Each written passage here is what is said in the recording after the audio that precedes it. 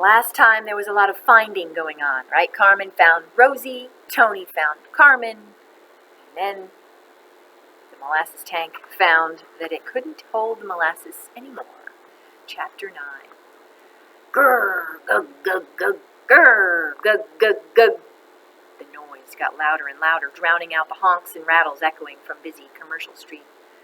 But it wasn't the growling gurgles that sent stabs of fear through Carmen. The entire tank was rocking back and forth. What a terrifying sight. The rounded sides were bulging in and out. The metal groaned and squeaked. And then, bang, bang, bang, bang, bang! Something small hit the ground inches from Tony's boot. Carmen stared. It was a tiny piece of metal the size of Carmen's finger, covered with brown syrup. "It's one of the bolts," Carmen cried. The bolts, rivets that held the tank together. There were thousands of them, and now all the rivets seemed to be letting go of the tank at once. Bang, bang, bang! They blasted through the air like bullets. Bang, bang, bang! Rosie whinnied. They had to get away from there. "Tony," Carmen said quickly. She offered him her hand to help him climb up onto Rosie with her. "Let's go, come on!" But just then a rivet came whistling through the air. It hit Rosie in the neck. She let out a high-pitched, screeching cry, then reared up as blood spurted to the ground. Carmen fell off and hit the ground hard, and before she knew it, Rosie had taken off, without Carmen. "Rosie!" Carmen screamed. Tony was at her side in a flash, pulling her up. "Are you okay? Are you hurt?" But Carmen didn't have time to answer. Kaboom! The tank shattered apart. Jagged sheets of metal went whirling through the air. As the tank collapsed, the molasses inside seemed to hover in the air for a split second.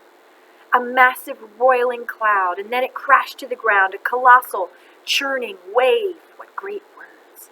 The gagging stench of molasses rushed up Carmen's nose and down her throat, deep into her guts. Screams of terror pounded in her ears through shouts in English and Italian.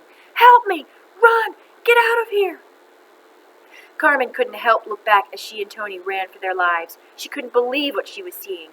The wave of molasses was at least 20 feet tall, and swirling and churning in every direction. With every passing second, it devoured more of the waterfront. It smashed into buildings, tearing them to pieces. It picked up sheds and wagons, horses and men. The roar got louder as the wave filled with wreckage. She and Tony ran as fast as they could, but the wave was faster. Within seconds, it had caught them.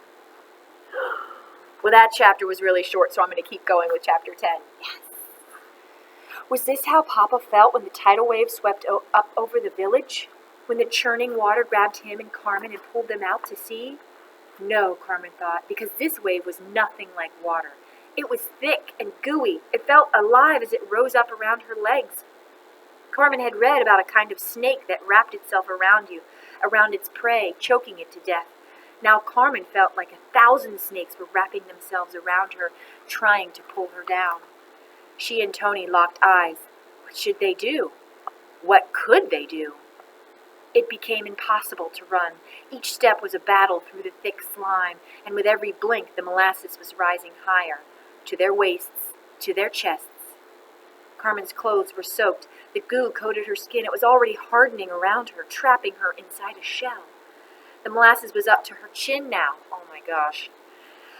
Globs splashed into her mouth, sickly, sweet, sharp, and bitter. It made her think of rot, of old garbage left out in the sun, buzzing with flies, crawling with rats.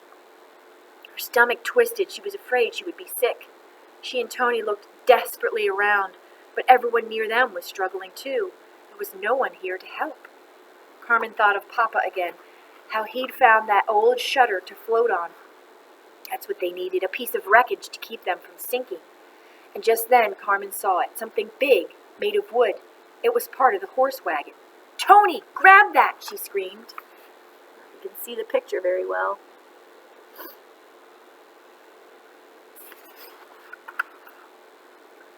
There was not a second to waste. It took all of Carmen's strength to propel herself forward through the muck. She pulled herself up on the wagon so half of her body was out of the molasses. Tony grabbed hold of the side, but before he could pull himself up, he lost his grip on the slime-covered wood. Carmen clung to the wagon with one hand and she reached down with the other. She managed to grab Tony's arm. With every last bit of strength she had, she yanked him up hard. He threw his arms over a wagon wheel, locking them together. The wagon bobbed and wove in the churning molasses. Terrible sounds rose up around them, cries of fear and pain, the screeching of metal.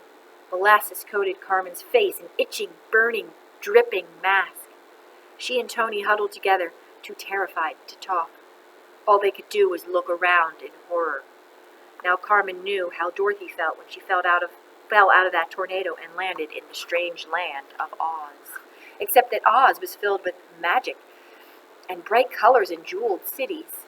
This place was a nightmare, a wasteland of rubble covered with brown slime.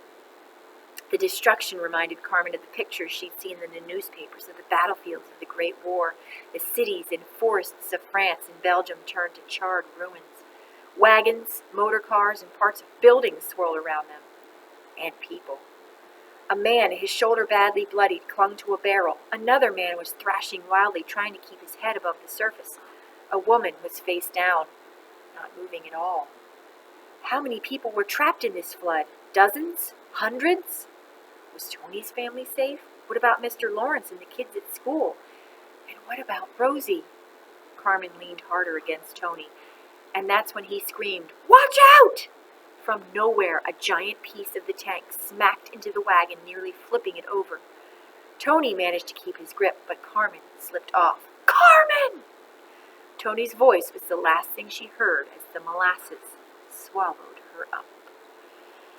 Ay, ay, ay, this is a tense movie. It could be a movie, couldn't it? A tense book. We'll see what happens next time. What do you think? How will she get out? Will she get out? Well, of course she will, because it's I Survived.